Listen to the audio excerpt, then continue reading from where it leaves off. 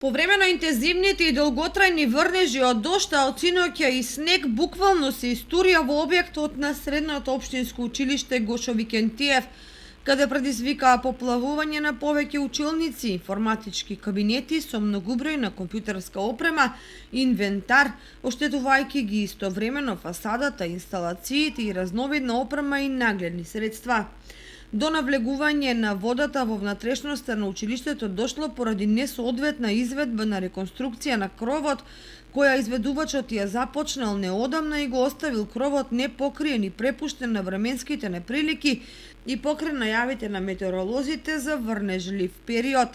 Новоназначениот ВД директор на Средното општинско училиште Гошо Викентиев, Спирко Златков, кого денеска го затекнавме во училиштето, изјави дека се работи за огромна штета од навлегување на водата, поради која вториот кат сигурно, а можеби и првиот, ќе останат вон функција со недели, можеби и месеци.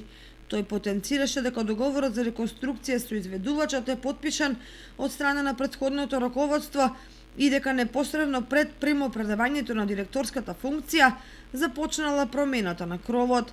Веднаш штом се забележани оштетувањата, формирана е комисија која ќе работи на нивно евидентирање и внесување во записник.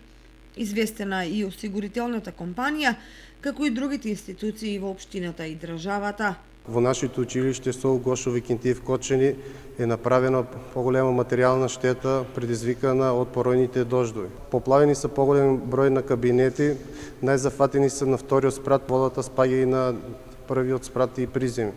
Електричната инсталација е исклучена на втори спрат и на први спрат, само овде на приземјето е вклучена. Штетата е предизвикана поради реконструкција на кровот. Проектот е започнат од претходното раководство. Јас сум назначен пред 2 дена за ВД директор во СОУ Гошо Викентиев и сум затечен во оваа хаварија. Вториот спрат нема да биде во функција подолг период, бидејќи има голема штета и треба да ја санираме и да биде пред се безбедна за учениците. Веднаш штом е забележано продирање на водата, подитно е исклучена струјата на вториот кат, а превентивно се исклучени и други делови од објектот.